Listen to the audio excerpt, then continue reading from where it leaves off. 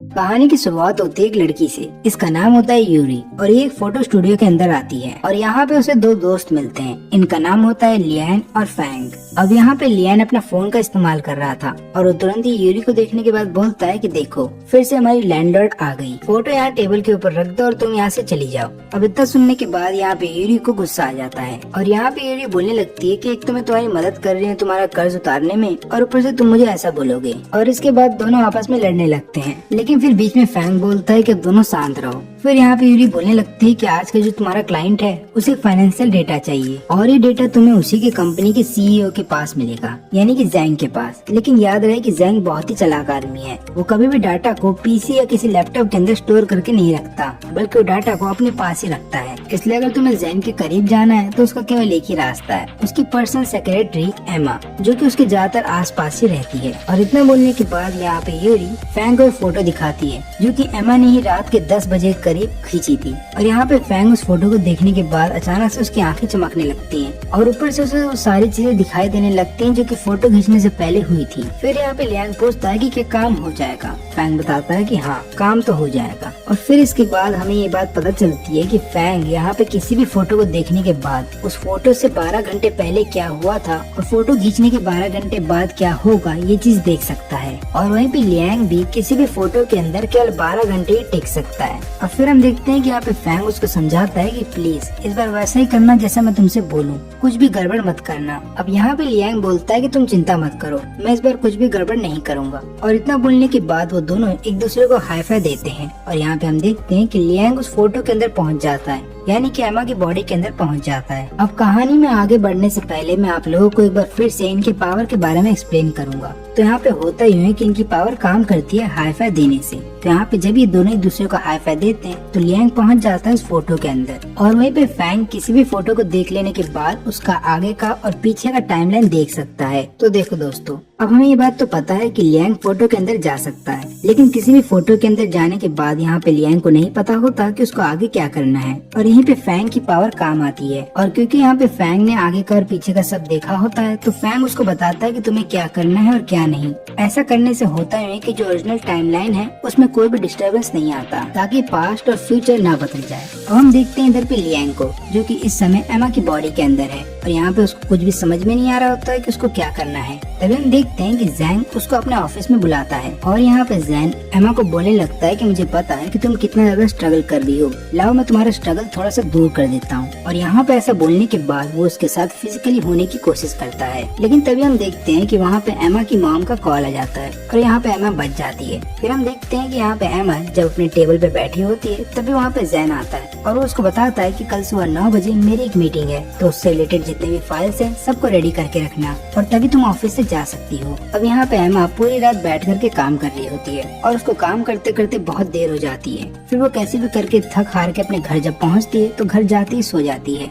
लेकिन तभी वो देखती है कि उसके फोन पे किसी का मैसेज आया है। अब यहाँ पे लियांग, जो कि एमा की बॉडी के अंदर है, वो सोच रहा होता है कि इतनी रात को किसका मैसेज आया है, लेकिन तभी फैंग उससे बात करता है, उसको बताता है कि मैसेज मत देखो और चुपचाप सो जाओ। अब यहाँ पे लियांग की आंख लग जाती है, वो सपना देख रहा होता है कि वो अपने पेरेंट्स के साथ बैठा हुआ है और खाना खा रहा है, लेकिन अचानक से उसके दोनों पेरेंट्स गायब हो जाते हैं और ये सपना देखने के बाद यहाँ पे लियांग की आंख खुल जाती है। अब मैं आपको एक और बात बता देता हूँ कि यहाँ पे लियांग जिस भी आदमी के अंदर जाता है उसके जितने भी इमोशंस होते हैं, यानी कि उस आदमी के जितने भी इमोशंस हैं या फिर जो सपना देख रहा है या फिर उसके साथ क्या क्या हुआ है, वो सारा यहाँ पे लियांग को दिखने लगता है। ना केवल इतना ही, बल्कि यहाँ पे लियांग उस आदमी के इमोशंस को महसूस भी कर सकता है। और क्योंकि यहाँ पे लियांग की आंख खुल गई थी तो उससे रहा नहीं जाता, वो चेक करने लगता है कि फोन में किसका मैसेज आ रहा है और वो देखता है कि सारे मैसेज एमा की मॉम उसे भेज रही है। और यहाँ पे एमा की मॉम उसे मैसेज में लिखती है कि बेटा तुम कैसी हो, तुम लगातार मुझे लग रहा है कि काम की वजह से थक गई हो, इसलिए मेरे मैसेज का रिप्लाई नहीं दे रही, तुमने खाना तो खाया ना, और ऊपर से मुझे माफ कर देना कि हमारी वजह से तुम्हें ये सब झेलना पड़ रहा है। और ये सारे मैसेज पढ़ लेने के बाद यहाँ पे लियांग थोड़ा सा इमोशनल हो जाता है। फिर अगले दिन हम देखते हैं मीटिंग का सीन और यहाँ पे मीटिंग में क्योंकि लियांग भी होता है तो वो फैंग से पूछता है कि मुझे कब मौका मिलेगा, क्योंकि जैन ने अपने लैपटॉप को ऑन करके रखा है। लेकिन यहाँ पे फैंग बताता है कि थोड़ा सब्र करो।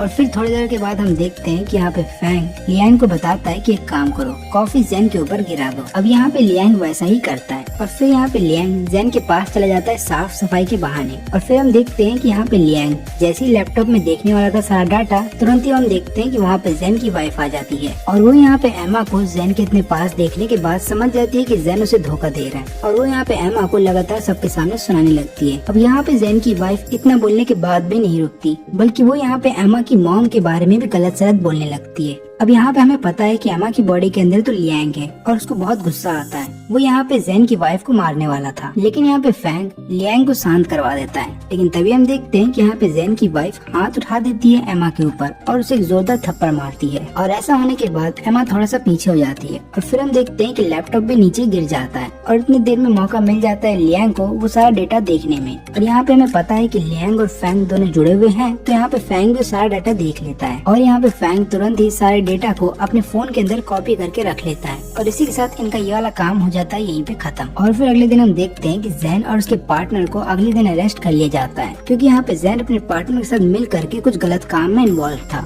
और फिर हम देखते हैं कि उसके बाद एमा की जिंदगी भी बर्बाद हो जाती है, क्योंकि एमा को जॉब से निकाल दिया जाता है। ना केवल इतना ही, बल्कि वो जैन की पर्सनल सेक्रेटरी थी, तो ऐसा होने की वजह से यहाँ पे उसके पर्सनल लाइफ पे भी सवाल उठते हैं और यहाँ पे एक दाग रह जाता है उसके लाइफ के ऊपर। और इन सभी चीजों से एमा बहुत ज्यादा दुखी थी। फिर हम देखते हैं कि एमा जब अपने घर पे आती है तो उसके टेबल के ऊपर काफी सारे स्प्रिंग रोल्स थे और बेड के ऊपर काफी सारे नए कपड़े थे। अब यहाँ पे एमा जब अपना फोन चेक करती है तो फोन के ऊपर वो देखती है कि उसने अपनी माँ को एक मैसेज किया था, जिसमें उसने लिखा था आई मिस यू। और एक्चुअली में ये मैसेज लियांग ने किया था जब वो एमा की बॉडी के अंदर था। और यहाँ पे हमें पता है कि लियांग जब भी किसी आदमी के अंदर जाता है तो उस आदमी के इमोशंस यहाँ पे लियांग भी महसूस कर सकता है। और उसको पता था कि एमा बहुत ही दुखी थी, क्योंकि एमा अकेले रह करके थक गई थी। उसे अपने पेरेंट्स से एक बार मिलना था और इसलिए उसने मैसेज में लिख दिया आई मिस यू। और इस मैसेज को पढ़ लेने के बाद एमा के पेरेंट्स उससे मिलने के लिए आए थे एमा के घर पे, लेकिन क्योंकि एमा अपने घर पे थी नहीं तो वो उसके लिए खाना और कपड़े रख करके वापस जाने लगते हैं। लेकिन तुरंत ही यहाँ पे एमा अपनी माँ को कॉल करके बोलती है कि आप कहाँ हैं, और उसकी माँ बताती है कि हम लोग वापस जा रहे हैं, हम लोग तुमसे मिलने के लिए आए थे लेकिन तुम घर पे थी नहीं तो कोई बात नहीं, हम लोग फिर कभी मिल लेंगे। लेकिन यहाँ पे एमा अपनी माँ को बोलती है कि आप लोग वहीं पे रुकिए, मैं आपके पास आ रही हूँ और आप लोग कहीं मत जाइएगा। फिर हम देखते हैं कि एमा तुरंत ही अपनी माँ के पास जाना चाहती थी, लेकिन तभी रास्ते में उससे एक आदमी टकराता है और यहाँ पे आदमी एमा को बताता है कि मुझे ऐसा लगता है कि तुम बहुत ही जल्दी में हो, चिंता मत करो, मैं तुम्हें वहाँ पे छोड़ सकता हूँ जहाँ पे तुम्हें जाना है। और यहाँ पे एमा क्योंकि जल्दी में थी तो वो बोलती है कि ठीक है तुम मुझे वहाँ छोड़ दो। और वहीं पे दूसरी तरफ हम देखते हैं इन दोनों को,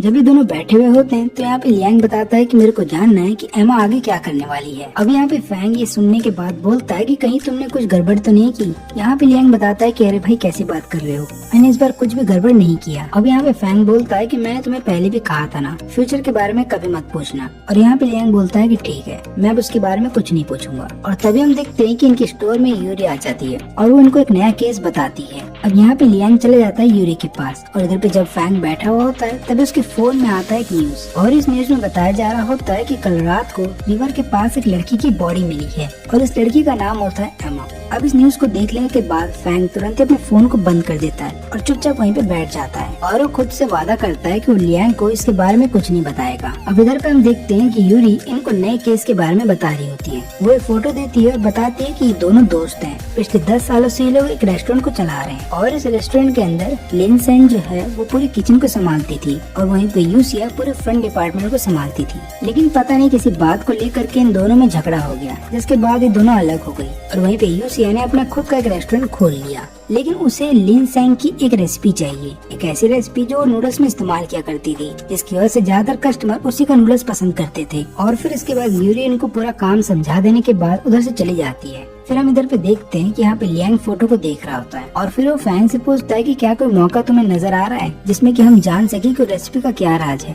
लेकिन यहाँ पे फैंग बताता है कि मैं बहुत सारे पॉसिबिलिटीज देख रहा हूँ, लेकिन उसके बावजूद भी मुझे ऐसा लग रहा है कि चांसेस बहुत कम है। अब इधर पे लियांग बोलता है कि पता नहीं इन दोनों के बीच में क्या हुआ होगा, क्योंकि ये दोनों 10 साल से दोस्त थे, लेकिन अचानक से ये लोग अलग हो गए। और फिर यहाँ पे लियांग पूछता है कि पता नहीं अगर हमारे साथ ऐसा होगा तो हम लोग क्या करेंगे। और फिर इतना बोलने के बाद यहाँ पे लियांग बच्चों की तरह हरकत करने लगता है और बोलता है कि अगर हम दोनों के बीच में ऐसा कुछ भी हुआ तो मैं तुम्हारा मुंह तोड़ दूंगा। अब इतना बोलने के बाद हम देखते हैं कि यहाँ पे लियांग आ जाता है फोटो के अंदर और वो यहाँ पे देख रहा होता है है लिन चैन को नूडल्स बनाते हुए। अब यहाँ पे लियांग हर एक इंग्रेडिएंट्स को ध्यान से देख रहा होता है। तभी हम देखते हैं कि लिन चैन फ्रिज से एक इंग्रेडिएंट निकालती है नूडल्स में डालने के लिए, और यहाँ पे लियांग पूछता है कि ये क्या है। लिन चैन यहाँ पे बताती है कि तुम तो ऐसे पूछ रहे हो जैसे तुम्हें इसके बारे में पता ना हो। लेकिन तभी वहाँ पे एक आदमी आता है और उनके डोर पे बोलने लगता है कि आपका सामान आया है, और यहाँ पे लियांग चला जाता है सामान का ऑर्डर लेने के लिए। और जब वो सामान की पूरी डिलीवरी ले लेता है और उसके बाद जब वापस आता है तब तक नूडल्स बन जाते हैं। अब यहाँ पे तो लियांग पता नहीं लगा सका उस इंग्रेडिएंट के बारे में, इसलिए यहाँ पे लियांग कई सारे फोटो के अंदर जाता है इंग्रेडिएंट के बारे में पता लगाने के लिए, लेकिन वो इस काम में फेल हो जाता है और यहाँ पे लियांग को पता ही नहीं चल पाता उस रेसिपी के बारे में।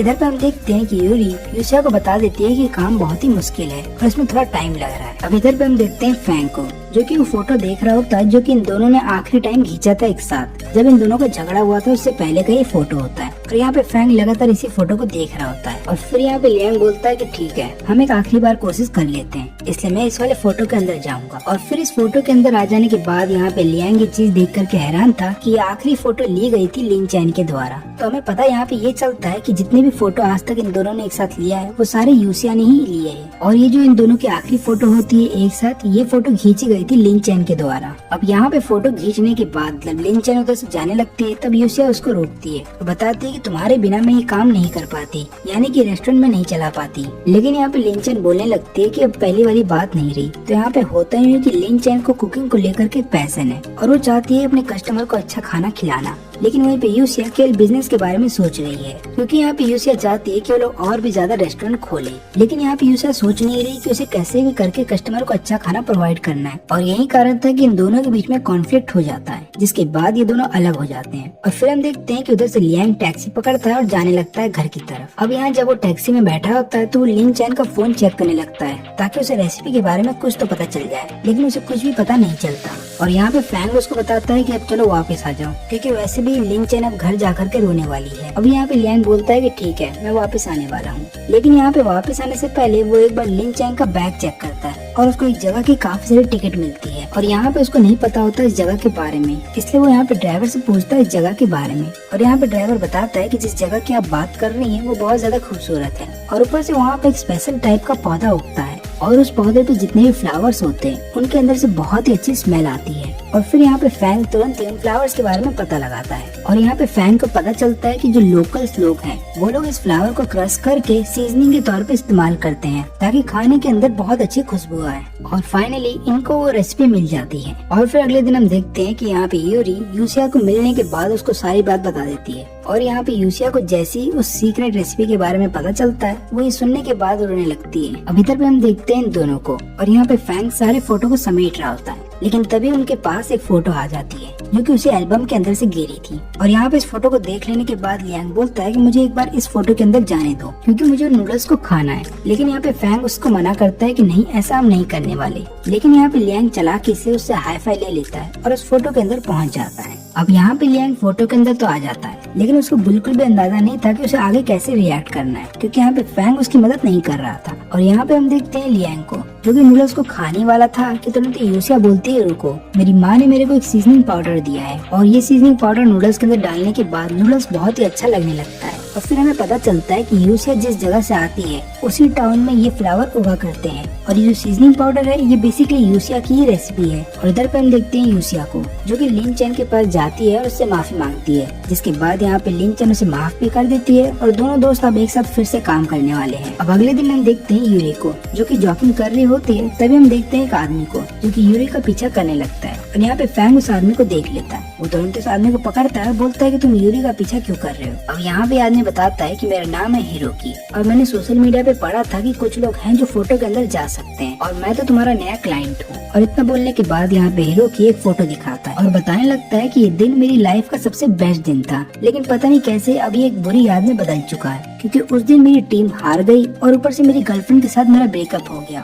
और मेरी माँ के साथ भी मेरा झगड़ा हो गया। इसलिए मैं चाहता हूँ कि तुम लोग फोटो के अंदर जा करके बस एक मैसेज को डिलीवर कर दो, जिसके बाद मेरे को थोड़ा पछतावा कम हो। अब यहाँ पे फैंग फोटो को ले जाता है लियांग के पास और उसको सारी बात बता देता है। अब यहाँ पे लियांग पूछता है कि अगर मैंने मैसेज को डिलीवर कर दिया तो क्या इससे फ्यूचर चेंज नहीं हो जाएगा, लेकिन फैंग बताता है कि नहीं, ऐसा कुछ भी नहीं होगा। और फिर यहाँ पे लियांग कोई और सवाल नहीं पूछता और तुरंत ही हाई फाई ले करके उस समय में चला जाता है। अब इस फोटो के अंदर घर आ जाने के बाद लियांग को पता चलता है कि आज उसकी टीम का मैच है और इस गेम में जो भी टीम जीतने वाली है उनको शहर जाकर के खेलने का मौका मिलेगा। न केवल इतना ही बल्कि जिस बास्केटबॉल हॉल के अंदर ये लोग खेल रहे हैं उसको भी अपग्रेड कर दिया जाएगा। अब यहाँ पे दोनों ही टीम जाना चाहती थी शहर में खेलने के लिए, खासकर बड़े स्टेज पे खेलने का मौका हर किसी को चाहिए था, इसलिए यहाँ पे दोनों टीम अपनी जी जान लगा देती है जीतने के लिए। लेकिन स्कोर्स को देखने के बाद ऐसा लग रहा होता है कि हिरोकी की टीम यहाँ पे अच्छा परफॉर्म नहीं कर रही है और यहाँ पे हिरोकी की टीम का जो कैप्टन होता है जिसका नाम होता है चैन, अचानक से उसे चोट लग जाती है और यहाँ पे चैन इनकी टीम का सबसे स्ट्रॉन्ग प्लेयर था, इसलिए यहाँ पे पूरी टीम को फिक्र हो रही होती है कि वो लोग अब आगे क्या करने वाले हैं। और फिर यहाँ पे हिरोकी को चैन की जगह बुलाया जाता है। अब यहाँ पे हिरोकी बास्केटबॉल में बहुत ही घटिया खेलता था और ये बात पूरी टीम को पता थी, तो लोग और भी ज्यादा फिक्र करने लगते हैं कि लोग कैसे जीतेंगे। लेकिन हमें ये बात पता है कि यहाँ पे हिरोकी की बॉडी के अंदर लियांग है और लियांग बास्केटबॉल में बहुत ही अच्छा है, इसलिए वो यहाँ पे लगातार स्कोर कर रहा होता है और ऐसा होने की वजह से सब लोग हैरान थे क्योंकि यहाँ पे उनकी टीम जीतने वाली थी। और यहाँ पे देखते ही देखते अब हिरोकी की टीम जो है अपने अपोनेंट की टीम के बहुत ही करीब पहुँच गई थी और सब लोग सोच रहे होते हैं कि यहाँ पे हिरोकी की टीम को जिता देगा। लेकिन तभी यहाँ पे फैंग लियांग को एक वार्निंग देता है, बोलता है कि देखो तुम वहाँ पे बस मैसेज को डिलीवर करने गए हो, ना कि टीम को जिताने के लिए, क्योंकि अगर तुमने टीम को जिता दिया तो पूरा फ्यूचर चेंज हो जाएगा। और फिर ये सुनने के बाद यहाँ पे लियांग समझ जाता है कि उसे क्या करना है, इसलिए जानबूझ करके अपने आप को गिरा देता है। जिसके बाद यहाँ पे चैन बोलता है कि तुम थक गए होगे, एक काम करो तुम थोड़ी देर के लिए बैठ जाओ, अब मैं तुम्हारी जगह खेलूंगा। अब यहाँ पे चैन चला जाता है खेलने के लिए और वहीं पे लियांग बैठा होता है। तभी हम देखते हैं कि लियांग के बगल में उनके केमिस्ट्री टीचर वहाँ पे आ जाते हैं और वो बताने लगते हैं लियांग को चैन के स्ट्रगल के बारे में। वो बताते हैं कि चैन ने इस बास्केटबॉल टीम को बनाने के लिए बहुत ही मेहनत की है और ऊपर से जो हॉल तुम देख रहे हो जहाँ पे आज तुम बास्केटबॉल खेल रहे हो, ये पहले एक फैक्ट्री हुआ करती थी जो कि बंद पड़ी थी, लेकिन इसको हॉल में बदला है चैन ने। लेकिन अब बहुत जल्द इस बास्केटबॉल हॉल को भी बंद कर दिया जाएगा क्योंकि स्कूल का ऐसा मानना है कि इसकी जगह कुछ और बना दिया जाए जो कि बच्चों के लिए अच्छा होगा। अब ये सब सुनने के बाद यहाँ पे लियांग खुद को रोक नहीं पाता और वो चला जाता है गेम खेलने के लिए। और फिर हम देखते हैं कि लियांग की वजह से यहाँ पे दोनों टीम के स्कोर बराबर हो जाते हैं। और फिर तभी हम देखते हैं कि यहाँ पे दूसरी टीम का जो प्लेयर होता है वो तुरंत ही हिरोकी से जानबूझ के टकराता है और उसका चश्मा तोड़ देता है ताकि यहाँ पे हिरोकी अच्छे से ना खेल पाए। लेकिन हमें ये बात पता है कि हिरोकी के अंदर लियांग है और यहाँ पे लियांग को बहुत अच्छे से दिख रहा है बिना चश्मे के भी। न केवल इतना ही बल्कि दूसरी टीम का जो प्लेयर होता है वो लगातार यहाँ पे हिरोकी को चिढ़ा रहा होता है और उसको लगातार उंगली कर रहा होता है। अब इतना सुनने के बाद यहाँ पे लियांग को बहुत ज्यादा गुस्सा आ जाता है और वो ना चाहते हुए भी स्कोर कर देता है। इसके बाद हम देखते हैं कि यहाँ पे हिरोकी की टीम जीत जाती है और ऐसा होने के बाद अब यहाँ पे फ्यूचर का जो टाइमलाइन है वो बदलने वाला है और यहाँ पे लियांग को इसका बहुत बुरा फील हो भी रहा होता है। तब वो फैंग से पूछता है कि अब हम क्या करें। यहाँ पे फैंग बताता है कि सब छोड़ो, बस तुम अब मैसेज को डिलीवर करो और वापस आ जाओ और ऐसा करने के लिए तुम्हें कैप्टन यानी कि चैन को उसके घर तक छोड़ने जाना होगा। फिर इधर पे हम देखते हैं लियांग को जो कि चैन को उसके घर तक छोड़ने जा रहा होता है और रास्ते में वो हिरोकी का जो मैसेज होता है वो उसको डिलीवर कर देता है और वो दोनों जब जा ही रहे होते हैं कि तभी वहाँ पे चैन की बहन आ जाती है और यहाँ पे फिर फैंग लियांग को बताता है कि यही है हिरोकी का पहला प्यार और तुम्हें उसको भी मैसेज डिलीवर करना होगा। अब यहाँ पे लियांग तुरंत ही चैन को घर छोड़ के आ जाता है और फिर उसके बाद उसे कुछ समय मिलता है चैन की बहन के साथ और वो यहाँ पे हिरोकी का मैसेज उसे डिलीवर कर देता है। और इस मैसेज को सुनने के बाद हम देखते हैं कि यहाँ पे चैन की बहन बहुत ज्यादा मुस्कुराती है और फिर हम देखते हैं कि यहाँ पे हिरोकी जब अपने घर पे आता है तो उसकी माँ उसे लगातार डांट रही होती है और बोलती है कि तुम्हें मैच पे ज्यादा ध्यान नहीं देना चाहिए बल्कि तुम्हें अभी अपनी पढ़ाई पे ध्यान देना चाहिए। और फिर हम देखते हैं कि इसके बाद जब दोनों खाना खाने बैठते हैं तब यहाँ पे हिरोकी अपनी माँ से बोलता है कि मुझे शहर जाना है और ये सुनने के बाद उसकी माँ और भी ज्यादा गुस्सा हो जाती है और उसकी माँ लगातार यहाँ पे हिरोकी के ऊपर चिल्ला रही होती है और चिल्लाते हुए रोने लगती है। अब होता है कि यहाँ पे हिरोकी के जो डैड है वो 2 साल पहले गए थे शहर में जॉब की तलाश के लिए, लेकिन अब तक वो लौटे ही नहीं और अब यहाँ पे हिरोकी भी शहर जाने की बात कर रहा है। इसलिए ये सुनने के बाद यहाँ पे हिरोकी की जो माँ होती है वो लगातार रोने लगती है। वो सोच रही होती है कि अब मेरा बेटा भी मुझे छोड़ के चला जाएगा और कभी मेरे पास वापस नहीं आएगा। और फिर यहाँ पे फैंग लियांग को बोलता है कि चलो मैसेज को डिलीवर कर दो और ये मैसेज सुनने के बाद हम देखते हैं कि यहाँ पे हिरोकी की माँ बहुत खुश नजर आती है। और फिर काम खत्म हो जाने के बाद यहाँ पे फैंग बोलता है कि चलो वापस आ जाओ। यहाँ पे लियांग बोलता है कि देखो काम तो खत्म हो गया लेकिन खाना अब लग चुका है, इसलिए मैं टेबल के ऊपर जितना भी खाना होता है वो सारा खा करके वापस आता हूँ। अब यहाँ पे लियांग सारा खाना खा लेता है और उसका पेट हो जाता है फुल। लेकिन तभी वहाँ पे हिरोकी की माँ आती है नूडल्स लेकर के और बोलती है ये लो खा लो। अब यहाँ पे लियांग पूछता है कि ये किस लिए, तो यहाँ पे हिरोकी की माँ बताती है कि तुम भूल गए आज 12 मई है तुम्हारे फादर का जन्मदिन। अब ये तारीख सुनने के बाद अचानक से यहाँ पे लियांग को कुछ होता है। वो तुरंत ही यहाँ पे हिरोकी की माँ से पूछता है कि आज साल कौन सा है। यहाँ पे हिरोकी की माँ बोलती है, अरे क्या हुआ, तुम सब चीज भूल गए, तुम्हें नहीं पता कि आज कौन सा साल चल रहा है। और फिर यहाँ पे हिरोकी की माँ बताती है कि आज 2008 है। और ये साल सुनने के बाद अचानक से यहाँ पे लियांग को कुछ हो जाता है और फिर हमें एक फ्लैशबैक दिखाया जाता है लियांग का। जब वो छोटा था तब वो यूरी के पास आता है और उसको बताता है कि तुमने न्यूज में देखा ना कि टाउन के अंदर कितना बड़ा भूकंप आया था और उसमें कई सारे लोग मारे गए और मेरे मॉम डैड भी उसी टाउन में गए हैं, क्या वो ठीक तो होंगे ना। और इतना बोलने के बाद यहाँ पे लियांग लगातार रोने लगता है। तभी यूरी उसे गले लगा लेती है और बोलती है कि चिंता मत करो, तुम्हारे पेरेंट्स जहाँ भी होंगे वो ठीक होंगे। और इसी के साथ ये वाला जो फ्लैशबैक होता है वो यहीं पे खत्म हो जाता है। अब इधर पे हम देखते हैं फैंग को, जो कि लियांग को तुरंत ही बोलता है कि फोटो के अंदर से वापस आओ। और अब यहाँ पे लियांग को हर एक बात समझ में आ जाती है। तो यहाँ पे होता ही है कि जिस टाउन के अंदर वो अभी है वहाँ पे एक बहुत बड़ा सा भूकंप आने वाला है और उस भूकंप में यहाँ के रहने वाले हर एक व्यक्ति की जान चली जाएगी। और यहाँ पे लियांग खुद से बोलता है कि मुझे पहले से ही शक हो रहा था फैंग के ऊपर, क्योंकि जब भी लियांग समय में पीछे जाया करता था और वो जब भी पास्ट में कुछ चीज बदल देता था तब यहाँ पे ये बेटा तुम इतनी रात को कहाँ जा रहे हो। अब यहाँ पे हिरोकी की माँ का चेहरा देख लेने के बाद यहाँ पे लियांग अपने इरादे को बदल लेता है और वो डिसाइड करता है कि वो पूरे टाउन को बचा के रहेगा।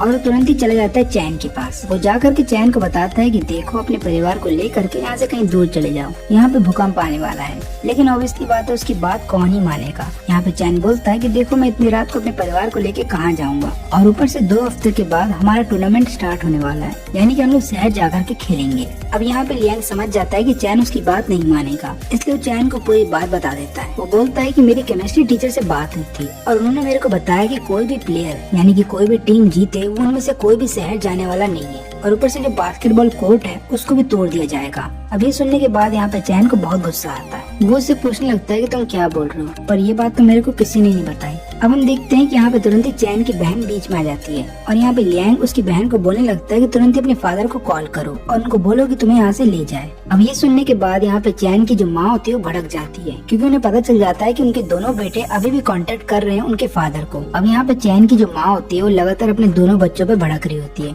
और यहाँ पे लियांग समझ जाता है कि अब इनके बीच में बहुत बड़ा झगड़ा होगा और इनके झगड़े से यहाँ पे टाउन के जो लोग होते हैं वो भी वहाँ पे आ जाते हैं और वो लोग यहाँ पे लियांग से पूछते हैं कि तुमने ये अफवाह कहाँ से सुनी कि यहाँ पे भूकंप आने वाला है। अब यहाँ पे लियांग चाह करके भी ना सच्चाई नहीं बता सकता। वो यहाँ पे सोच तो रहा होता है कि मैंने सच्चाई बता दूं कि मैं फ्यूचर से आया हूँ, लेकिन वो ऐसा कर नहीं सकता। इसलिए वो यहाँ पे सबको बताता है कि ये खबर मैंने एक मैगजीन में पढ़ी थी। और ये सुनने के बाद वहाँ का हर एक व्यक्ति उस पर हंसने लगता है और यहाँ पे लियांग शर्मिंदा हो करके उधर से कहीं दूर चला जाता है। और रास्ते में हम देखते हैं कि यहाँ पे लियांग खुद के ऊपर गुस्सा कर रहा होता है, क्योंकि अब वो किसी को नहीं बचा पाएगा। यहाँ पे फैंग बोलता है कि देखो अपने आप को संभालो, तुम चाह करके भी फ्यूचर को नहीं बदल सकते। अब यहाँ पे लियांग बताता है कि देखो मैं सबको नहीं बचा सकता, लेकिन मैं केवल एक आदमी को बचाना चाहता हूँ और वो है हिरोकी की माँ, इसलिए प्लीज मेरी मदद करो। और यहाँ पे फैंग इसके लिए मान जाता है। फिर हम देखते हैं कि लियांग अपने घर पे आता है और तुरंत ही हिरोकी की माँ को सारे सच्चाई बता देता है और बोलता है कि यहाँ पे एक बहुत बड़ा भूकंप आने वाला है। अब यहाँ पे हिरोकी की जो माँ होती है उसकी बातों पे बिलीव कर लेती है, बोलती है कि ठीक है मैं अपना सामान पैक करती हूँ। लेकिन सामान पैक करने में बहुत ज्यादा देरी लग रही होती है और यहाँ पे फैंग बताता है कि देखो अब बाहर जाना सेफ नहीं होगा, क्योंकि भूकंप तुम्हारे बहुत पास आ गया है। और फिर यहाँ पे फैंग ये भी बात बताता है कि उस समय हिरोकी इसलिए बच गया था क्योंकि वो टेबल के नीचे छुप गया था। इसलिए यहाँ पे हम देखते हैं कि लियांग अपनी माँ को लेकर के टेबल के नीचे छुप जाता है। अब यहाँ पे तुरंत ही हिरोकी की माँ बोलती है कि अरे मैं तो तुम्हारा कैमरा लेना ही भूल गई। फिर वो जा रही होती है कैमरा लेने के लिए, लेकिन तभी यहाँ पे लियांग बोलता है कि देखिए आप रुक जाइए, मैं जाता हूँ कैमरा लेकर के आता हूँ। अब यहाँ पे लियांग जैसे ही कैमरा लेने के लिए जाता है तुरंत ही वहाँ पे भूकंप आ जाता है और यहाँ पे लियांग जब वापस आ ही रहा होता है कि तभी उसके ऊपर पूरी छत गिर जाती है, लेकिन यहाँ पे लियांग जिंदा बच जाता है। अब ऐसा इसलिए होता है क्योंकि यहाँ पे ऐन वक्त पे हिरोकी की माँ उसके सामने आ जाती है और वो यहाँ पे लियांग को जोर से पकड़ लेती है, जिसके बाद हम देखते हैं कि जितना भी मलबा होता है वो यहाँ पे पूरा हिरोकी की माँ के ऊपर ही गिरता है, जिसकी वजह से यहाँ पे लियांग की जान बच जाती है। लेकिन यहाँ पे लियांग बहुत ही ज्यादा दुखी होता है क्योंकि वो अपनी आंखों के सामने हिरोकी की माँ को मरते हुए देख लेता है। और फिर इसके 4 घंटे के बाद हम देखते हैं कि यहाँ पे लियांग को मलबे के अंदर से निकाल लिया जाता है और यहाँ घर के बाहर हम देखते हैं कि वहाँ पे हिरोकी के जो फादर होते हैं वो भी आ जाते हैं, लेकिन यहाँ पे हिरोकी की माँ सर्वाइव नहीं कर पाती। और इसके बाद हम देखते हैं कि लियांग भी अपने समय में वापस आ जाता है, लेकिन वापस आने के बाद यहाँ पे लियांग बहुत ही ज्यादा गुस्सा करता है फैंग के ऊपर और वो बोलता है कि तुम्हें पता था ना कि हिरोकी की माँ नहीं बच पाएगी,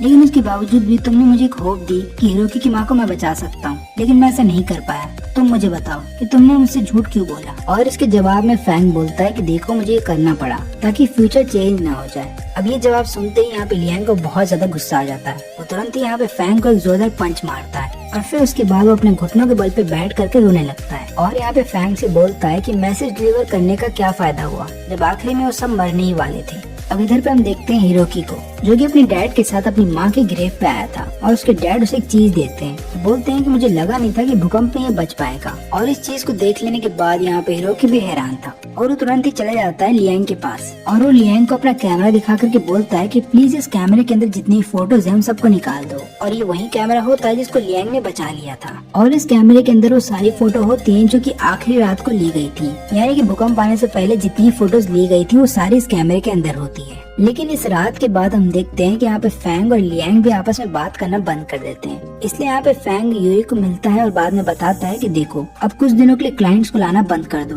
क्योंकि मुझे नहीं लगता है कि लियांग अभी इस हालत में है कि वो किसी भी क्लाइंट को हैंडल कर पाएगा। अब यहाँ पे यूरी बोलती है कि ठीक है, जब तुम्हारा ये सब खत्म हो जाए तो मुझे बता देना, मैं क्लाइंट को लेकर के तुम्हारे पास आ जाऊंगी। लेकिन तभी हम देखते हैं कि उनके स्टूडियो में एक आदमी आता है। वो बताता है कि मैंने सुना है कि यहाँ पे एक आदमी है जो कि फोटो के अंदर जा सकता है। लेकिन यहाँ पे यूरी बताती है कि नहीं, आपने गलत सुना होगा, यहाँ पे ऐसा कोई भी नहीं रहता। लेकिन तभी आदमी बताता है कि मेरा नाम है ली और मैं एक पुलिस ऑफिसर हूँ। लेकिन यहाँ पे यूरी बताती है कि ठीक है, लेकिन हम यहाँ पे कोई भी गलत काम नहीं करते और आप जिसको ढूंढ रहे हैं वो यहाँ पे नहीं रहता, इसलिए आप यहाँ से चले जाएं। और फिर इतना बोलने के बाद यूरी ली को यहाँ से भगाने लगती है। लेकिन तभी हम देखते हैं कि वहाँ पे एक और आदमी आ जाता है। वो यही बात बोलता है कि क्या यहाँ पे कोई आदमी रहता है जो कि फोटो के अंदर जा सकता है। और ये आदमी यहाँ पे लगातार यूरी से बोल रहा होता है कि प्लीज मेरी मदद करो, मेरा बेटा पिछले 3 सालों से गायब है। और फिर इसके बाद हमें एक फ्लैशबैक दिखाया जाता है एक लड़के का। इस लड़के का नाम होता है मिन और हमें पता चलता है कि उसके पेरेंट्स एक बेकरी शॉप चलाते थे। और यहाँ पे मिन लगातार बोल रहा होता है कि मुझे खेलना है। लेकिन तभी यहाँ पे मिन के फादर आते हैं और उसको बताते हैं कि बेटा अभी नहीं,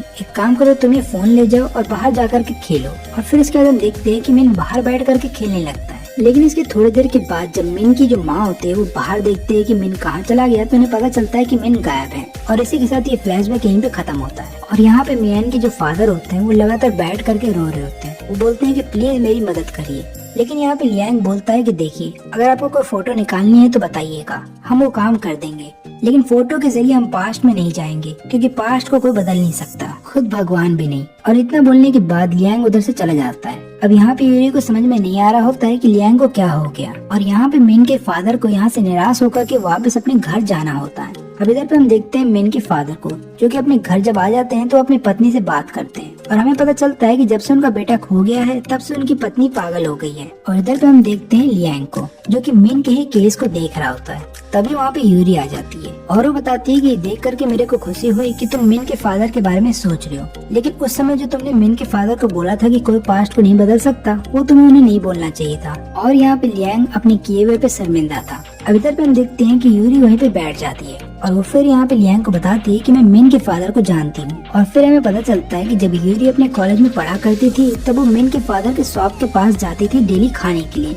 और फिर हमें ये बात भी पता चलती है कि जिस दिन मिन किडनैप हुआ था उस दिन यहाँ पे यूरी ने देख लिया था कि एक औरत मिन को अपने साथ लेकर के जा रही है। अब यहाँ पे यूरी कुछ करना तो चाहती थी, लेकिन उस दिन यूरी किसी चीज से डिस्ट्रैक्ट हो गई थी और वो कुछ कर नहीं पाई। और फिर उस दिन के बाद से जब भी यूरी उनके शॉप पे जाया करती थी तब वो देखती थी मिन के फादर को, जो कि लगातार अपने बेटे को ढूंढ रहे हैं। और यहाँ पे यूरी मिन के फादर से नजर नहीं मिलाती थी। और यहाँ पे यूरी लगातार ये सोचती थी कि मैं मिन के फादर को कैसे बताऊंगी कि मैंने आपके बेटे को किडनैप होते हुए देखा है। और इसी बात का यूरी को अब तक रिग्रेट है। और फिर यहाँ पे यूरी बोलती है कि मुझे यकीन नहीं होता कि मिन के फादर अभी भी लगातार उसे ढूंढ रहे हैं, जबकि इस हादसे को 3 साल हो चुके हैं। और फिर यहाँ पे यूरी बोलती है लियांग से कि प्लीज मेरे खातिर उनकी मदद करो। यहाँ पे लियांग बोलता है कि ठीक है, मैं तुम्हारे लिए उनकी मदद करने के लिए तैयार हूँ। फिर हम देखते हैं यहाँ पे यूरी को, जो कि कॉल करती है मिन के फादर को और बोलती है कि हम आपकी मदद करेंगे, बस उस दिन का एक फोटो लेकर के आ जाइए। लेकिन उस दिन का कोई भी फोटो नहीं होता यहाँ पे मिन के फादर के पास। लेकिन यहाँ पे मिन के फादर को पता था कि उनके बेटे का जो एक फोटो है, यानी एक छोटा सा वीडियो है, वो सीसीटीवी कैमरा में रिकॉर्ड हुआ है। इसलिए तुरंत ही पुलिस को कॉल करते हैं और वो फुटेज मंगा लेते हैं अपने पास और उसके बाद यूरी को दे देते हैं। अब यहाँ पे यूरी उस फुटेज को दे देती है इन दोनों को।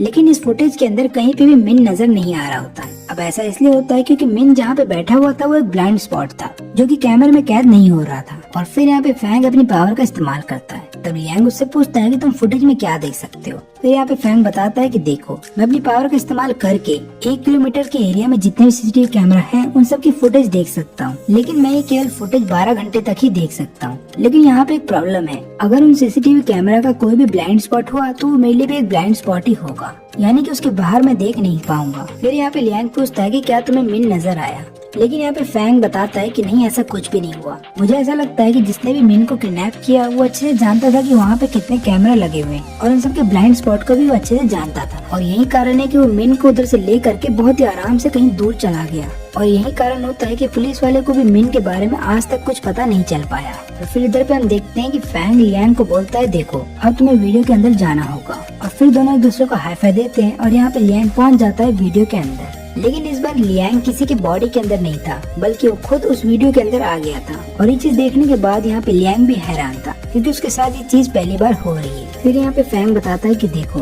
तुम्हारे पास 12 घंटे हैं और कोशिश करना कि तुम सबकी नजरों में ना आ जाओ। और फिर इधर पे हम देखते हैं कि लियांग छुपके से मिन के ऊपर नजर रख रहा होता है। तभी यहाँ पे फैंग उसको बताता है कि देखो मैंने तुम्हें मैसेज डिलीवर करने के लिए इसलिए बोला था क्योंकि मुझे पता था कि जितने भी लोग जो मैसेज को सुनेंगे वो सब मर जाएंगे, लेकिन जो लोग जी रहे हैं कम से कम उन्हें इस बात का रिग्रेट तो नहीं होगा कि वो लोग अपने चाहने वाले को कुछ भी बोल नहीं पाए आखिरी बार। अब यहाँ पे लियांग जो है फैंग की बातें सुनने में इतना ज्यादा बिजी हो जाता है कि उतनी देर में मिन को लेकर के वहाँ से वो औरत चली जाती है। अब यहाँ पे लियांग देख लेता है कि मिन वहाँ से गायब है और वो तुरंत ही पीछा करने लगता है उस औरत का, लेकिन वो औरत एक गली के अंदर जाकर के गायब हो जाती है। अब यहाँ पे फैंग तुरंत ही बोल मैं आज तक कुछ पता नहीं चल पाया। और फिर इधर पे हम देखते हैं कि फैंग लियांग को बोलता है, देखो अब तुम्हें वीडियो के अंदर जाना होगा। और फिर दोनों एक दूसरे को हाई फाई देते हैं और यहाँ पे लियांग पहुँच जाता है वीडियो के अंदर। लेकिन इस बार लियांग किसी के बॉडी के अंदर नहीं था, बल्कि वो खुद उस वीडियो के अंदर आ गया था। और एक चीज देखने के बाद यहाँ पे लियांग भी हैरान था, क्योंकि उसके साथ ये चीज पहली बार हो रही है। फिर यहाँ पे फैंग बताता है कि देखो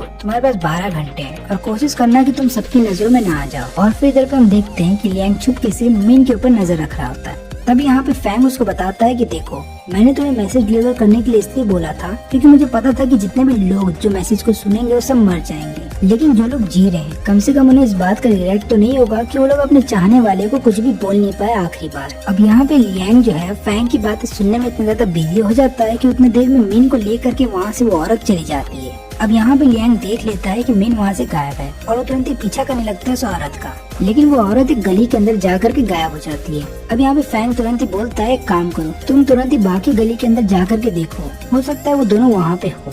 अब यहाँ पे हम देखते हैं लियांग को जो लगातार भाग रहा होता है एक गली से दूसरी गली में, लेकिन तुरंत ही फैंग बोलता है काम करो वहाँ से तुरंत कहीं दूर चले जाओ। लेकिन अब बहुत ही देर हो जाती है और यहाँ पे यूरी अपनी दोस्त के साथ आ रही होती है और वो दोनों देख लेते हैं लियांग को। लेकिन इस समय एक और घटना घटती है, क्योंकि यहाँ पे जो किडनैपर होती है वो मिन को लेकर के जा रही थी और इसी समय हम देखते हैं लियांग को जो कि यूरी के सामने आ गया था। और यहाँ पे यूरी लियांग को देखने की वजह से डिस्ट्रैक्ट हो जाती है, जिसके बाद वो किडनैपर को नहीं देख पाती। लेकिन यहाँ पे दोनों कंफ्यूज थी कि लियांग यहाँ पे कैसे आ गया, क्योंकि इस टाइमलाइन के अंदर लियांग जो है फैंग के साथ कहीं बाहर गया हुआ था। अब यहाँ पे हम देखते हैं लियांग को जो कि तुरंत ही इनकी नजरों से गायब हो जाता है। अब ये चीज देखने के बाद यहाँ पे दोनों कंफ्यूज थी कि क्या उन्होंने जिसको देखा वो लियांग था या फिर कोई और फिर यहाँ पे लियांग फैंग से बोलता है कि हम इतनी बड़ी गलती कैसे कर सकते हैं। अब यहाँ पे फैंग बताता है कि मुझे माफ कर देना क्योंकि वो ब्लाइंड स्पॉट पे थी और यही कारण हुआ कि मैं कैमरे से उसको देख नहीं पाया। लेकिन अब इसकी वजह से यहाँ पे लियांग किडनैपर का पीछा नहीं कर पाता, जिसके बाद हम देखते हैं कि किडनैपर वहाँ से कहीं दूर चला जाता है और यहाँ पे फैंग को भी नजर नहीं आ रहा होता है कि किडनैपर कहाँ गया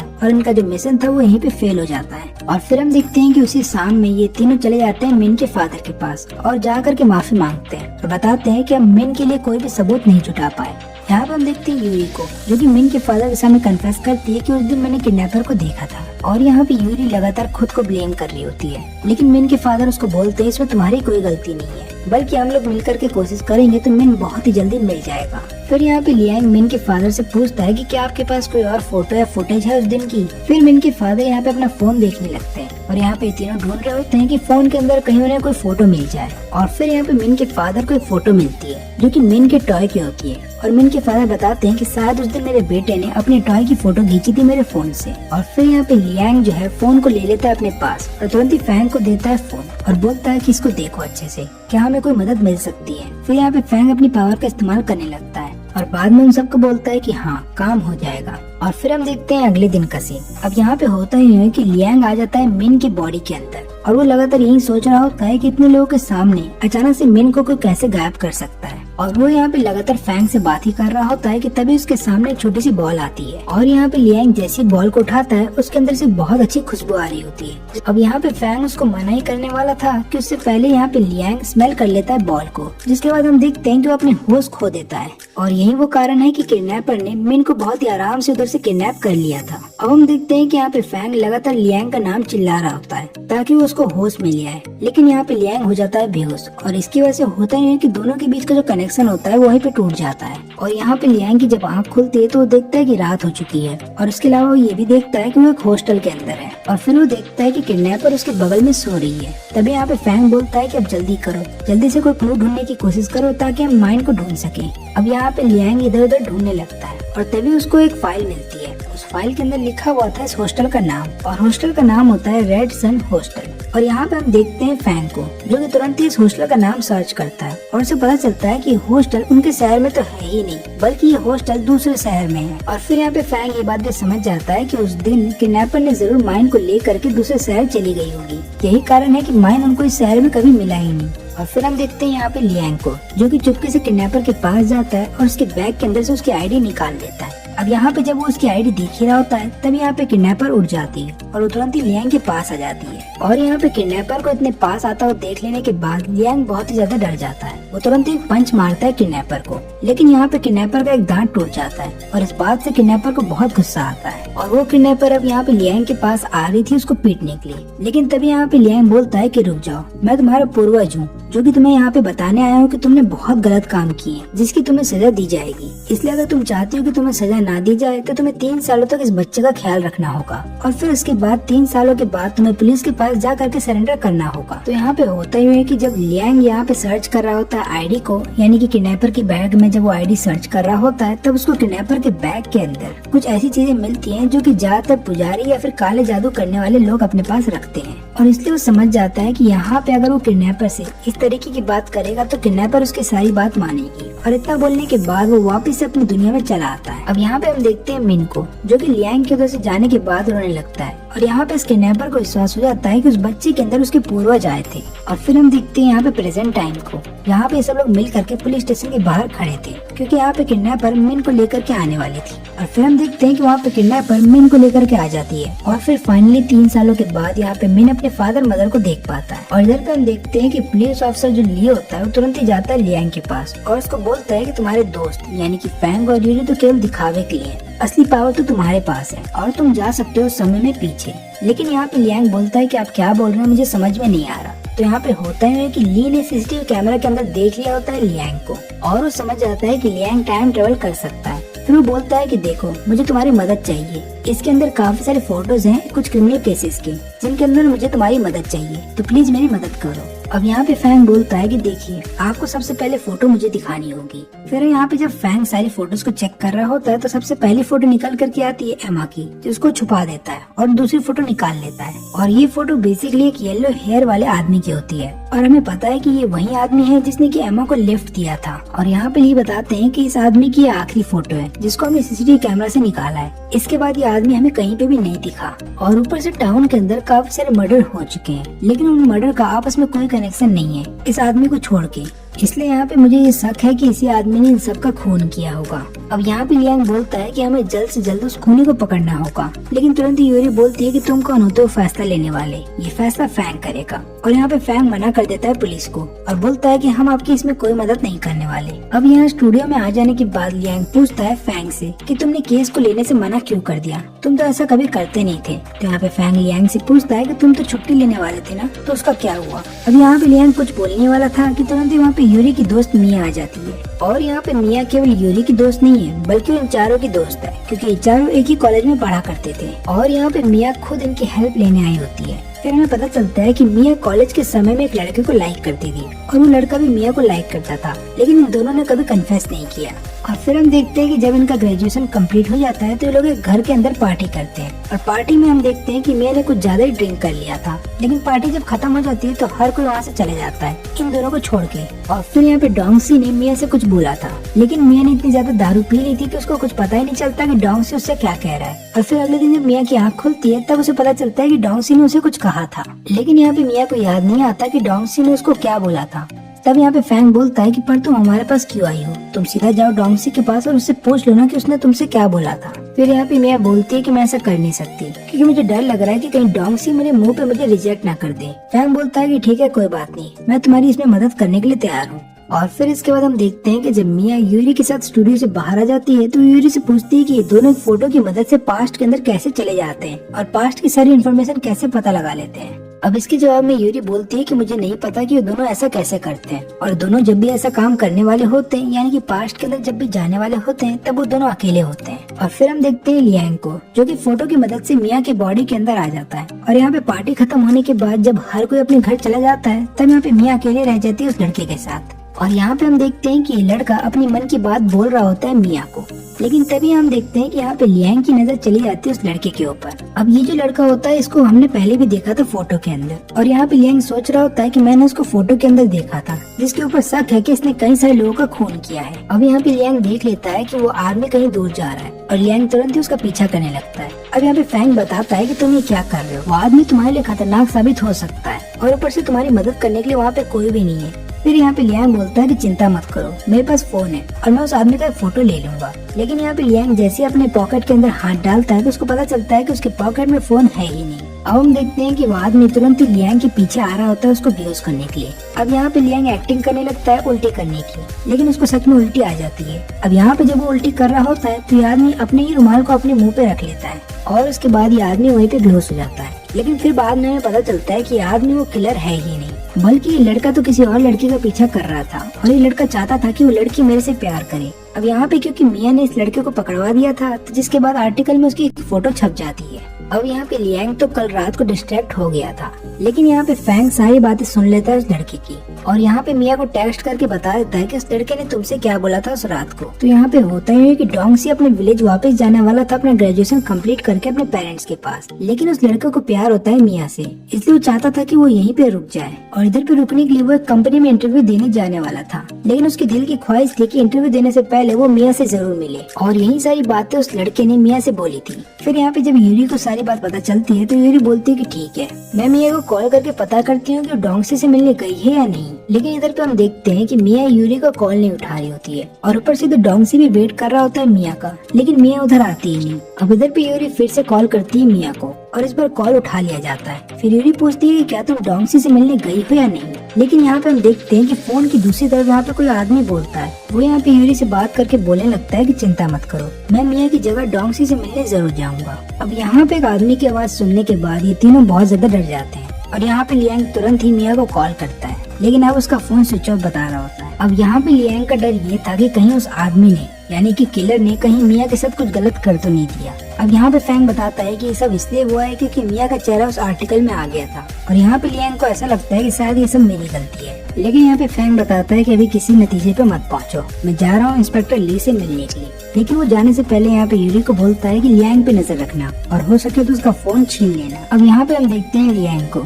जो कि बहुत ही ज्यादा पैनिक कर रहा होता है और वो लगातार अपने आप को दोषी मान रहा होता है और बोल रहा होता है कि ये सब कहीं मेरी वजह से तो नहीं हो गया। और यहाँ पे हम ली को देखते हैं जो कि अपने बाकी ऑफिसर्स को बता रहे होते हैं कि किलर को किसी तरीके का मेंटल डिसऑर्डर है, यही कारण है कि वो लगातार किसी भी अनजान व्यक्ति को मार रहा है अपने मजे के लिए। और इस आदमी को पकड़ने के लिए यहाँ पे पुलिस वालों ने उसकी जो इमेज थी उसको ऑनलाइन सबके सामने पब्लिश कर दिया, जिसके बाद हम देखते हैं कि कई लोगों ने बोला कि वो लोग जानते हैं कि आदमी कौन है और इस आदमी का नाम है ल्यूमिन, जो कि एक कंपनी का यानी कि बहुत बड़ी कंपनी का डायरेक्टर है। और ऊपर से एक आदमी ने बताया भी कि उसने एमा को देखा था ल्यूमिन के साथ कहीं जाते हुए। और यहाँ पे ली इन सबको कुछ बता ही रहा होता है कि तभी हम देखते हैं कि ऑफिसर वहाँ पे आ जाता है। वो बताता है कि आपसे मिलने के लिए फैंग आया है। और इधर पे हम देखते हैं लियांग को जो कि अभी भी बहुत ज्यादा घबरा रहा होता है, उसको फिक्र होती है कि कहीं मिया के साथ कुछ गलत ना हो जाए और वो तुरंत अपना फोन निकालता है न्यूज देखने के लिए। लेकिन यहाँ पे यूरी उसका फोन छीन लेती है। फिर लियांग बोलता है ठीक है, मैं अपने रूम में जा रहा हूँ आराम करने के लिए। और इधर पे हम देखते हैं कि ली यहाँ पे फैंग से पूछता है कि तुमने तो मदद करने से मना कर दिया था, तो अब यहाँ पे क्यों आए हो। फैंग बताता है कि मेरी एक दोस्त खतरे में है और फिर तुरंत ही ली उसको एक फोटो दे देता है। अब ये जो फोटो होती है ये पार्किंग लॉट से ली गई थी जहाँ पे आदमी देखा गया था। और यहाँ पे फैंग इस आदमी की फोटो देखने के बाद इनको बता देता है कि वहाँ पे जो कार है उसका क्या नंबर है और ये बात भी बता देता है कि यही कार इस किलर की है। और फिर यहाँ पे फैंग लगातार अपनी पावर से देख रहा होता है कि किलर कब जाके अपनी कार में बैठेगा, लेकिन तभी उसका ध्यान इस बात पे जाता है कि वहाँ पे लियांग भी है और वो तुरंत ही ली के पास जाता है और बोलता है कि ये फोटो आखिरकार में किस किस के पास है। अब यहाँ पे ली बताता है कि हमने ये फोटो पब्लिक कर दी है,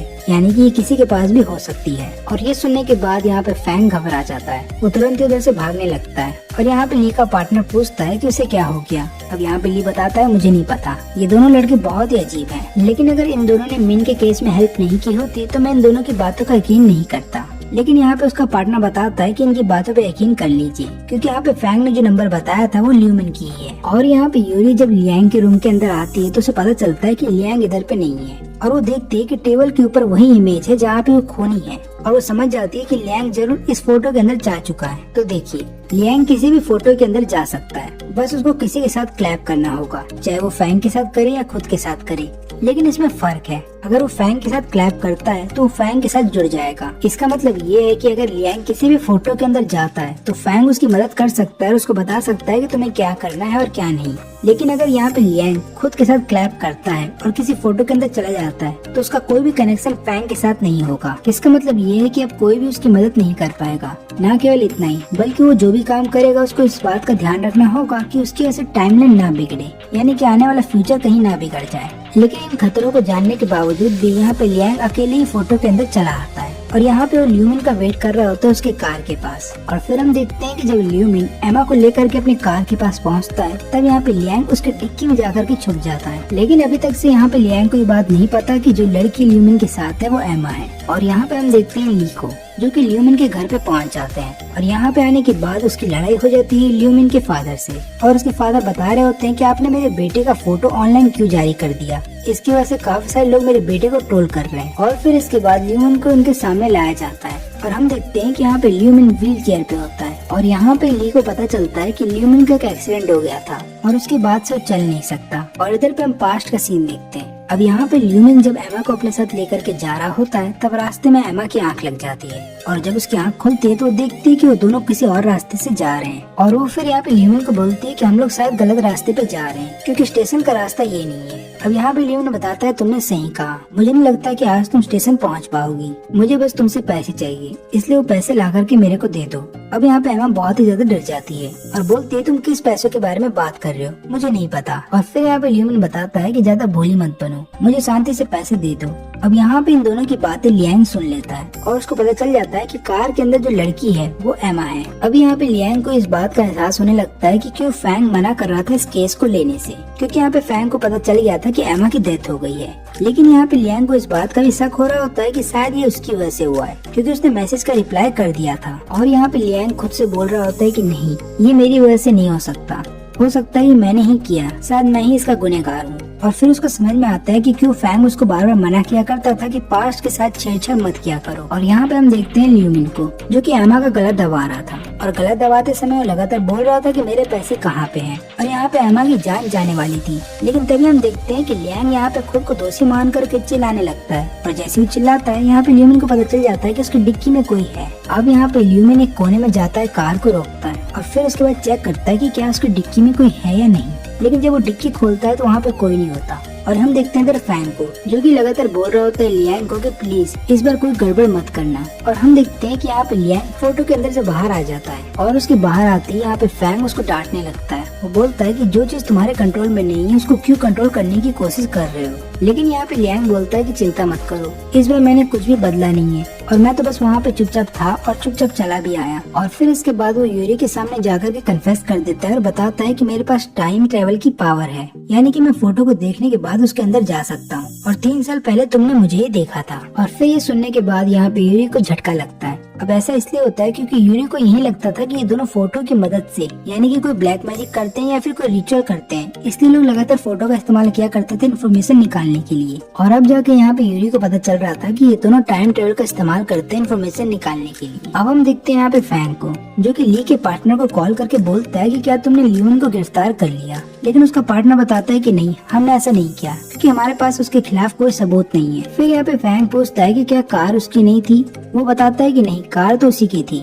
लेकिन जिस दिन एमा की मौत हुई थी उस दिन ल्यूमिन सही में हॉस्पिटल के अंदर ही था। और हमें एक सीसीटीवी कैमरे की फुटेज मिली है जिसमें कि हमने एमा को देखा है, जो कि एक ब्रिज के ऊपर जा रही थी। अब ये बात सुनती यहाँ पे फैंग हैरान था कि ऐसा कैसे हो सकता है। फिर यहाँ पे ली बोलता है कि चिंता मत करो, तुम हमें मिया के बारे में कुछ इन्फॉर्मेशन बता दो, हम उसकी तलाश करेंगे, लेकिन याद रहे कि 48 आवर से पहले हम उसके बारे में रिपोर्ट तो नहीं दर्ज कर सकते। यही कारण है कि हम पूरी पुलिस फोर्स को नहीं लगाएंगे मिया को ढूंढने के लिए, हम लोग बस कोशिश करेंगे कि कहीं से हमें कोई इन्फॉर्मेशन मिल जाए। और यहाँ पे दोषी भी यूरी को कॉल करके बोलता है कि मिया मुझसे मिलने के लिए क्यों नहीं आए, और ऊपर से उसका फोन भी स्विच ऑफ आ रहा है। अब यहाँ पे यूरी उसको बहाना मार देती है और बोलती है कि हो सकता है उसका बैटरी ड्रेन हो गया होगा।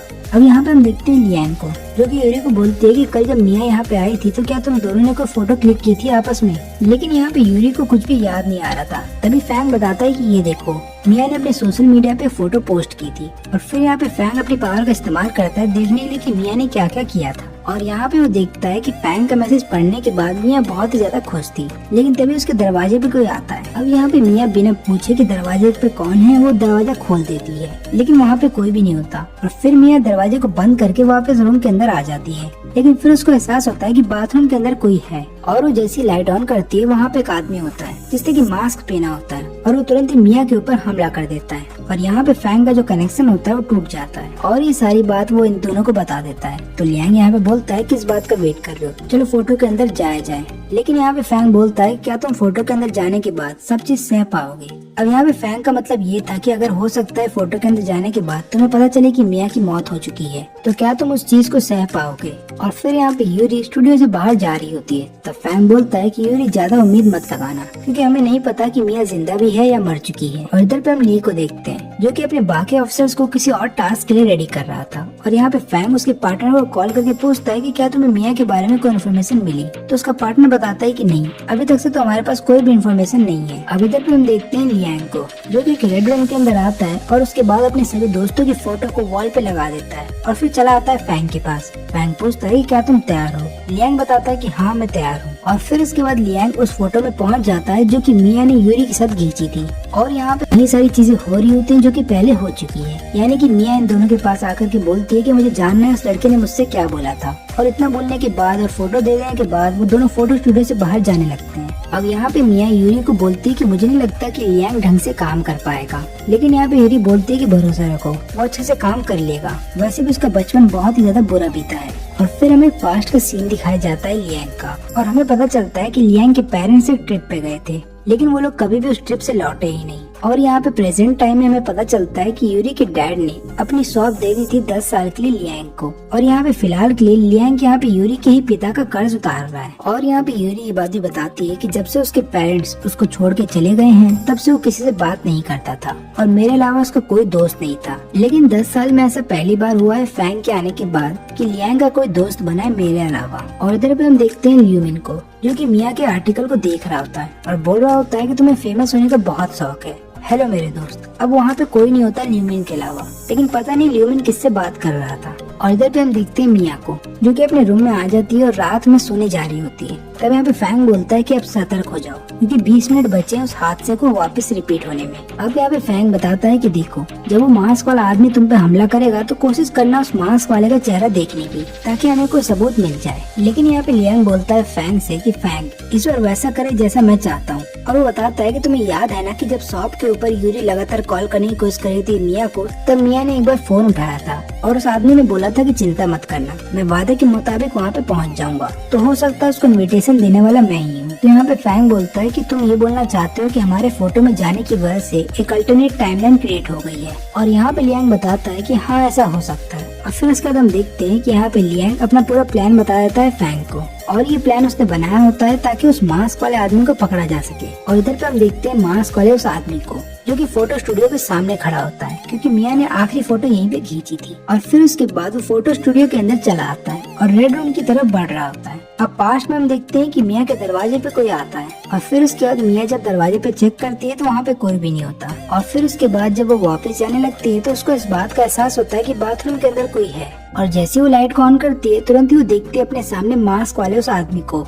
जो कि उसके ऊपर हमला कर देता है। और यहाँ प्रेजेंट टाइम में हम देखते हैं कि जब ये मास्क वाला आदमी रेड रूम के अंदर चला जाता है और वहाँ की लाइट ऑन करता है, तुरंत ही फैंग वहाँ पे आकर के उसे बंद कर देता है। और ये दोनों चीजें एक साथ हो रही थी। अब यहाँ पे मास्क वाला आदमी जैसे ही मिया के ऊपर अटैक कर देता है तो मिया उसके हाथ को रोक लेती है। और बाद में यहाँ पे लियांग उससे बात करते हुए बोलता है कि तुम्हें कल एक क्लू मिलेगा, जिसको फॉलो करते हुए तुम मेरे पास आ जाना। और मैं पुलिस को इन्फॉर्म नहीं करूंगा कि ये सब तुमने किया है, लेकिन इसके बदले में मैं बस इतना चाहता हूँ कि तुम मिया को कोई भी नुकसान नहीं पहुँचाओगे। और मिया ने जो फोटो खींची थी फोटो स्टूडियो के सामने वही क्लू था, और उसी को फॉलो करते हुए मास्क वाला आदमी लियान से मिलने के लिए उसके स्टूडियो में आ जाता है। और फिर हम देखते हैं कि यहाँ पे लियान फोटो के अंदर से बाहर आ जाता है उस रेड रूम के अंदर, और यहाँ पे मास्क वाले आदमी से बोलता है कि तुम्हारा खेल हो गया है खत्म। और यहाँ पे हमें एक और बात पता चलती है कि लियांग ने अपने रूम के अंदर यानी कि रेड रूम के अंदर जितनी फोटोज वॉल के ऊपर लगाए हैं वो सारी उन लड़कियों के हैं जिनके मर्डर हो चुके हैं, और इसी मास्क वाले आदमी ने उन सब के मर्डर किए हैं। अब यहाँ पे लियांग को इस आदमी पे बहुत गुस्सा आता है और वो लगातार इसकी पिटाई करने लगता है। और यहाँ पे लियांग पिटाई करने के लिए अपनी फोटो का सहारा लेता है, यानी कि वो लगातार फोटो के अंदर जाता और फिर बाद में फोटो के अंदर से निकल करके आता, जिसके बाद वो लगातार इस मास्क वाले आदमी को पीट रहा होता है।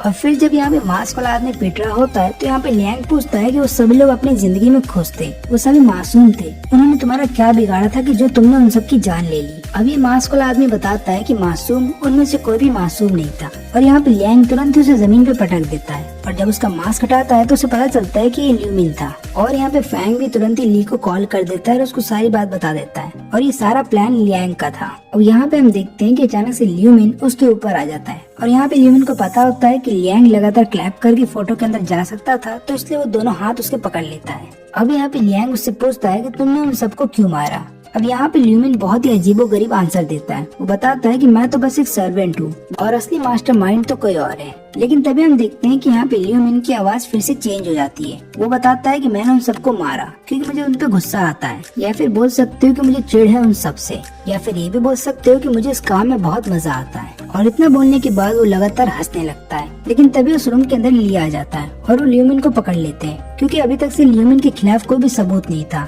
लेकिन अब ल्यूमिन ने अपने मुंह से ही बोल दिया है कि उसने सारे खून खुद से किए हैं। अब यहाँ पे अरेस्ट हो जाने के बावजूद भी ल्यूमिन बोलता है ल्यूम से कि तुमने मुझे इम्प्रेस किया है, हो सकता है हम दोबारा फिर से मिलेंगे। अब यहाँ पे ल्यूमिन को जब गिरफ्तार कर लिया जाता है और उसको ले जाया जा रहा होता है पुलिस के द्वारा, तब हम देखते हैं यहाँ पे ली के पार्टनर को। वो यहाँ पे इन दोनों को बताता है कि हमें ल्यूमिन के घर से मिया मिल चुकी है जो कि सेफ है। लेकिन तभी यहाँ पे लियांग बताता है कि मैं एमा वाला केस अपने दिमाग से निकाल नहीं पा रहा। और फिर इसके बाद वो ली के पार्टनर को बोलता है कि क्या आप मेरी इसमें हेल्प करेंगे। और इधर पे हम देखते हैं कि जब ली ल्यूमिन से पूछते हैं कि तुमने ये खून क्यों किए, तो यहाँ पे ल्यूमिन साफ साफ मना कर देता है। बोलता है कि ये खून मैंने नहीं किए। ली बोलता है कि हमने तुम्हारा कन्फेशन सुना है, इसलिए झूठ मत बोलना। अब यहाँ पे ल्यूमिन बताता है कि वो सारे खून मैंने नहीं किए बल्कि मेरे एक दोस्त ने किए हैं। फिर यहाँ पे ली बोलता है अच्छा तुम्हारा एक पार्टनर भी है, चलो इन सारे फोटोज को देखो और बताओ कि तुमने ये खून कब किए और कैसे किए। फिर हमें पता चलता है कि एमा जिस कंपनी में काम किया करती थी वो एक्चुअली में ल्यूमिन के फादर की थी, और क्योंकि जेन जो है वहाँ का पैसा सारा चोरी कर रहा था और उसके गिरफ्तार हो जाने के बाद यहाँ पे ल्यूमिन को ऐसा लगता है कि उस कंपनी के सारे पैसे अब एमा के पास होंगे, क्योंकि एमा जेन की पर्सनल असिस्टेंट थी और इसलिए उसने किडनैप कर लिया था एमा को। और उस दिन वो एमा का गला दबा करके उससे पूछना चाहता था कि मेरे पैसे कहाँ पे हैं, लेकिन अचानक से एमा बेहोश हो जाती है। और ये चीज देखने के बाद यहाँ पे ल्यूमिन डर जाता है। उसको डर था कि कहीं एमा मर न जाए, क्योंकि उसका इरादा था एमा को डरा करके पैसे के बारे में पता लगाना। लेकिन तुरंत ही वो देख लेता है कि एमा बेहोश हो गई है, तो वो हॉस्पिटल की तरफ गाड़ी भगाने लगता है। लेकिन तभी यहाँ पे एमा को होश आ जाता है। वो तुरंत ही ल्यूमिन से झगड़ा करने लगती है, जिसके बाद हम देखते हैं कि चलती गाड़ी में अचानक से दोनों के बीच में झगड़ा होने की वजह से कार का एक्सीडेंट हो जाता है। और क्योंकि यहाँ पे ल्यूमिन कार के आगे बैठा हुआ था तो उसको बहुत चोट आती है, और यहाँ पे एमा कार से निकल करके ब्रिज की तरफ जा रही होती है। और फिर यहाँ पे ल्यूमिन बताता है कि मुझे इतना ही याद है, इसके बाद क्या हुआ इसके बारे में मुझे कुछ नहीं पता। और इधर पे हम देखते हैं स्टूडियो के अंदर ये तीनों को बैठे हुए। अब यहाँ पे फैंग यूरी को बता रहा होता है कि हमने ल्यूमिन को कैसे पकड़ लिया, लेकिन यहाँ पे लियांग के दिमाग के अंदर कुछ और ही चल रहा था। और तभी हम देखते हैं कि ली का पार्टनर यहाँ पे लियांग को एक फुटेज भेज देता है, और इस फुटेज के अंदर एमा होती है जो कि आखिरी बार देखी गई थी एक ब्रिज के ऊपर। और यहाँ पे लियांग को जानना था कि अगर एमा की जान ल्यूमिन ने नहीं ली तो एमा का क्या हुआ, और वो लगातार फैंग को रिक्वेस्ट कर रहा होता है कि प्लीज मेरी मदद कर दो। अब यहाँ पे फैंग बोलता है कि ठीक है मैं तुम्हारी मदद करने के लिए तैयार हूँ। और फिर हम देखते हैं कि यहाँ पे लियांग चला जाता है फोटो के अंदर, और यहाँ पे हम देखते हैं एमा को जो कि लगातार अपनी लाइफ के बारे में सोच रही थी। वो बोलती है कि मेरी लाइफ क्या से क्या हो गई, और वो बोल रही होती है कि मुझे अपने पेरेंट्स को एक अच्छी लाइफ देनी थी, लेकिन मैं ऐसा कर नहीं पाई। और यही सब सोच करके फिर हम देखते हैं कि एमा ब्रिज के ऊपर आ जाती है और वहाँ से कूदने की कोशिश करने वाली थी कि तुरंत ही वहाँ पे लियांग आ जाता है। और यहाँ पे लियांग उसको बताता है कि देखो आज जो भी चीज तुम्हारे साथ हुई है उन सब के पीछे मैं ही जिम्मेदार हूँ, क्योंकि वो मैसेज मैंने ही तुम्हारी माँ को भेजा था।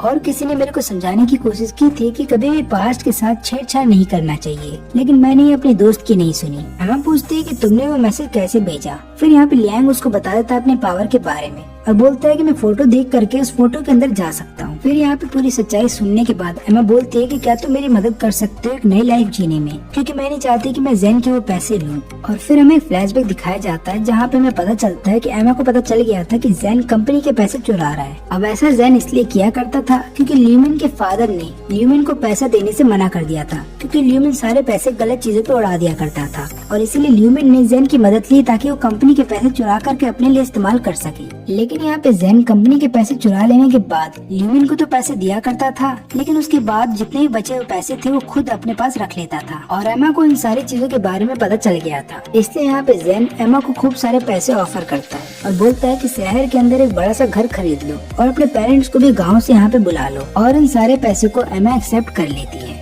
और यहाँ पे हम देखते हैं कि अब इन सारी बातों का एमा के ऊपर बहुत ही बुरा असर पड़ रहा था, क्योंकि यहाँ पे एमा को पछतावा था कि उसने उन सारे पैसों को एक्सेप्ट क्यों कर लिया। अब यहाँ पे लियांग उसको समझाता है कि देखो, पास्ट में जो भी चीजें हुई हैं, सही या गलत, तुम उन चीजों को नहीं बदल सकती, लेकिन आने वाला फ्यूचर तुम्हारे हाथों में है, इसलिए उस फ्यूचर के बारे में सोचो और ऊपर से अपने पेरेंट्स के बारे में सोचो। अगर आज तुमने अपनी जान दे दी तो उनका क्या होगा। और इन बातों को सुनने के बाद यहाँ पे एमा का मूड बदल जाता है और वो डिसाइड करती है कि अब वो अपनी जान नहीं लेगी और वो यहाँ पे लियांग की तरफ आ रही थी। लेकिन तभी हम देखते हैं एक सीन ल्यूमिन का, वो लगातार अपने किसी दोस्त का जिक्र कर रहा था। और यहाँ पे हम देखते हैं फैंग को, जो कि बोलता है कि ऐसा कैसे हो सकता है, मौत को टाला नहीं जा सकता। अब यहाँ पे एमा जैसी लियांग की तरफ बढ़ रही होती है तभी हम देखते हैं कि उसकी आंखें लाल हो जाती हैं और उसका वॉइस भी बदल जाता है। और फिर यहाँ पे हम देखते हैं फैंग को, जिसको समझ में आ जाता है कि ल्यूमिन तो केवल एक सर्वेंट है, इन सभी खेल का मास्टरमाइंड तो कोई और ही है। और क्योंकि हमने पहले भी देखा था कि ल्यूमिन का एक्सीडेंट हो चुका था, जिसके बाद वो चल नहीं सकता था, तो यहाँ पे ल्यूमिन चल कैसे सकता है, क्योंकि वो उसी रेड आई के कब्जे में था। और यही वो ल्यूमिन का दोस्त है जिसके बारे में ल्यूमिन लगातार बात किया करता था। और यहाँ पे फैंग समझ जाता है कि ये वो आदमी है जिसके पास आत्माओं को कब्जा करने की, यानी कि पोसेस करने की ताकत है। और फिर हम देखते हैं यहाँ पे यूरी को, जिसका आंख चमक रहा था, जिसके बाद हम समझ जाते हैं कि यूरी के ऊपर भी रेड आई ने कब्जा कर लिया है और वो तुरंत ही फैंग के ऊपर चाकू से हमला कर देती है। और इधर पे हम देखते हैं एमा, जो कि रेड आई के कंट्रोल में होती है, वो तुरंत ही ब्रिज से नीचे गिर जाती है। और यहाँ पे हम देखते हैं रेड आई ने अब ल्यूमिन को भी अपने कब्जे में कर लिया था, जिसके बाद हम देखते हैं यहाँ पे ल्यूमिन खुद का ही गला घोटने लगता है। अब यहाँ पे लियांग जैसी फोटो से बाहर आता है, वो देखता है कि फैंग वहाँ पे घायल पड़ा है और यूरी रेड आई के कब्जे में है। अब यहाँ पे लियांग उससे पूछता है कि तुम हो कौन। फिर ये रेड आई वाला बंदा बताता है कि तुमने गेम के रूल को बदला है, यही कारण है कि तुम्हें सजा दी जा रही है और अब गेम फिर से स्टार्ट होने वाला है। और इतना बोलने के बाद ये वाला सीजन यहीं पे खत्म हो जाता है।